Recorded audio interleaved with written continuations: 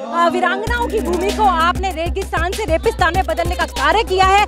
आप देखिए कि किस प्रकार से पिछले 31 सालों के संघर्ष को भंवरी देवी को न्याय नहीं मिला है और आज सभी हम ये चेताने आए हैं कि गहलोत जी जाग जाइए। अब ये वो नारी शक्ति है जो जन्म देना जानती है तो सत्ता से उतारना भली भांति जानती है। जिस शब्द को बोलने में हम 4 बार सोचते थे बलात्कार, हम नंबर 1 पे चले गए।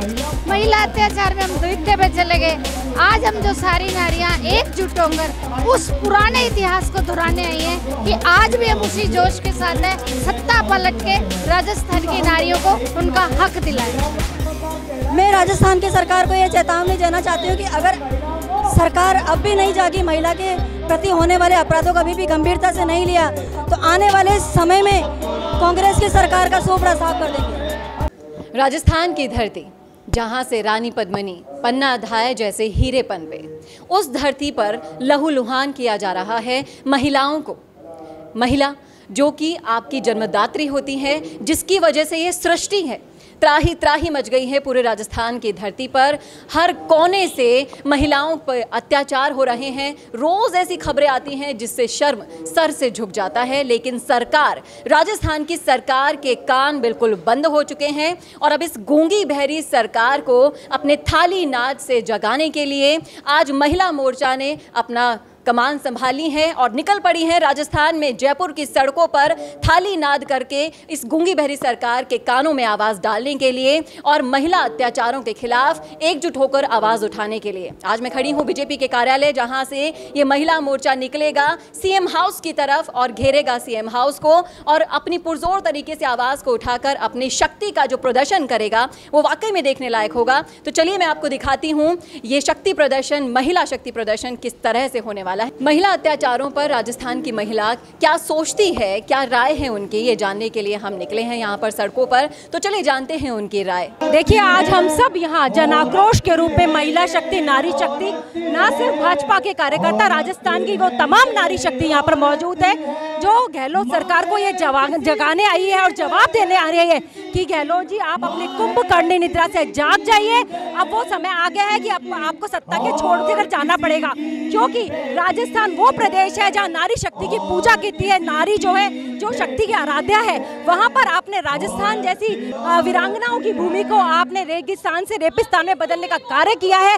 आप देखिए कि किस प्रकार से पिछले 31 सालों के संघर्ष को भंवरी देवी को न्याय नहीं मिला है और आज स्थिति यहाँ आ गई है कि महिला अत्याचार और रेप के मामले में राजस्थान आज तमाम जो हमारा देश है उसमें राजस्थान नंबर 1 है। तो आज सभी हम ये चेताने आए हैं कि गहलोत जी जाग जाइए। अब ये वो नारी शक्ति है जो जन्म देना जानती है तो सत्ता से उतारना भली भांति जानती है। मैं तो पहले तो दुख प्रकट कर रही हूँ कि हम कहाँ राजस्थान की वीरांगनाओं के लिए विश्व में प्रसिद्ध थे।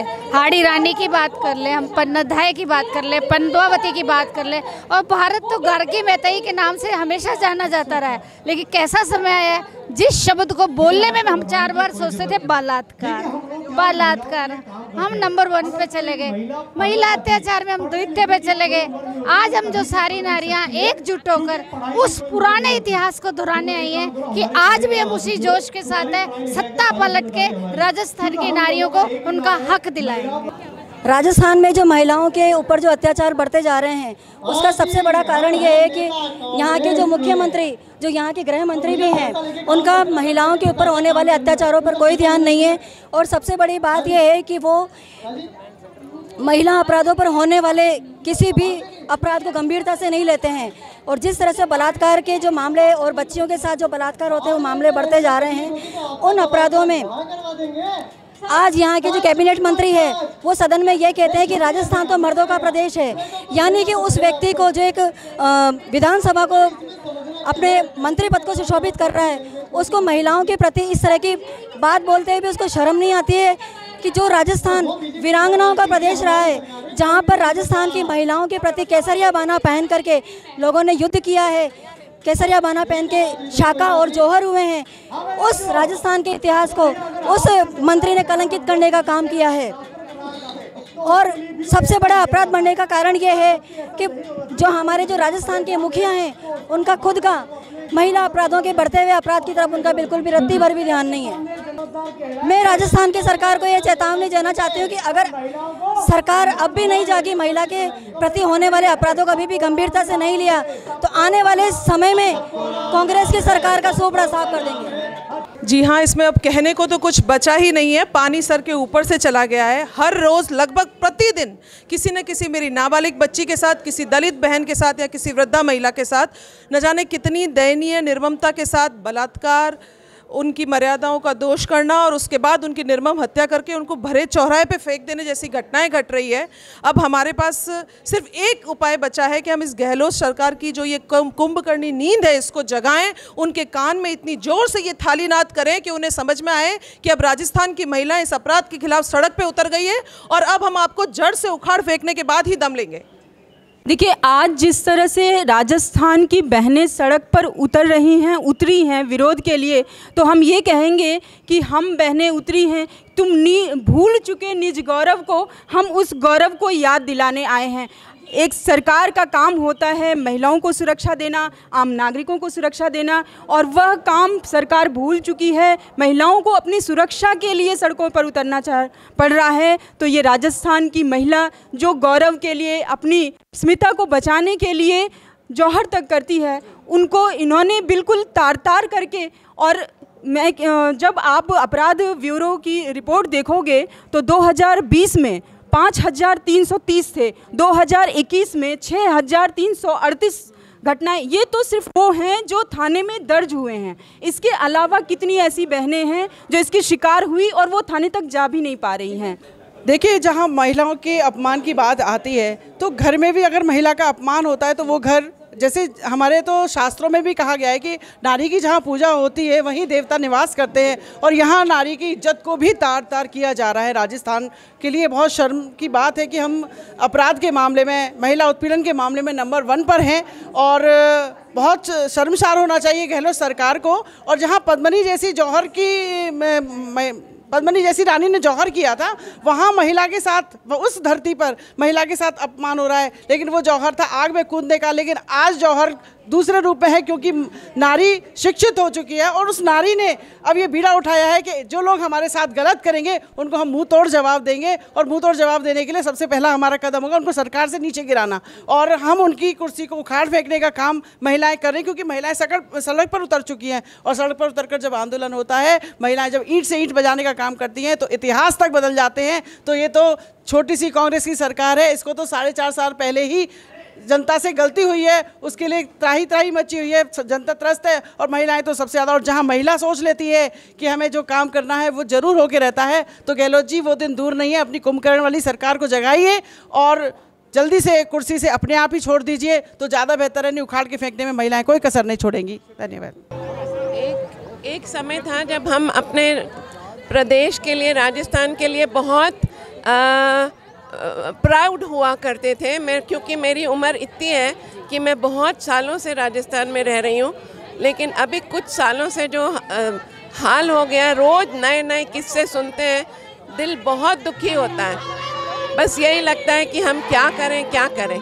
अभी मैं बहुत खुश हूँ कि आज ये कार्यक्रम हो रहा है, जिससे कि आवाज़ सब तक पहुँचे कि महिलाएं असुरक्षित नहीं हैं, हम हैं उनके साथ, और जो कर पाएंगे करेंगे। उनको बचाने के लिए हमारे बच्चे, छोटे लड़कियां, कॉलेज जाने वाली लड़कियां, स्कूल जाने वाली, सब इतनी असुरक्षित महसूस करते हैं। जब बच्ची घर आती है तो हमको बड़ा सुकून महसूस होता है कि बच्चे घर आ गए।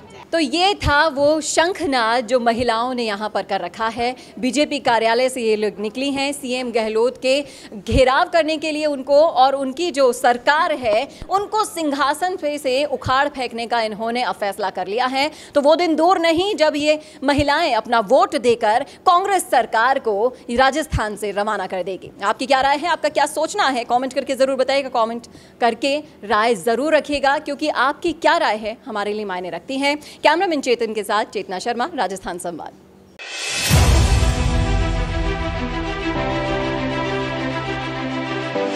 बात चाहे आपके इवेंट्स की, कवरेज की हो,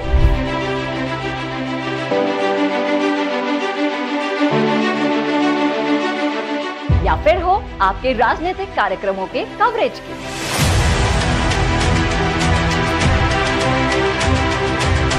बात चाहे हो आपके बिजनेस की अद्भुत शूटिंग और रिपोर्टिंग करके उसे राजस्थान के करोड़ों लोगों तक दिखाने की।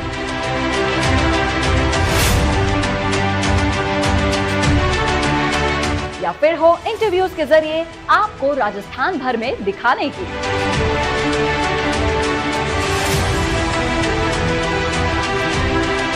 या फिर अपने विज्ञापनों को हर खबर के बाद सबसे किफायती दामों में दिखाने की।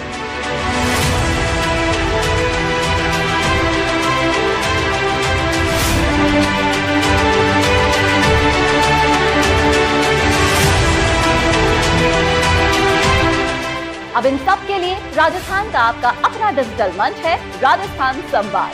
जब सब देखते हैं डिजिटल पर तो कवरेज से लेकर विज्ञापन और कहीं क्यों। कांटेक्ट कीजिए 9549700549 पर।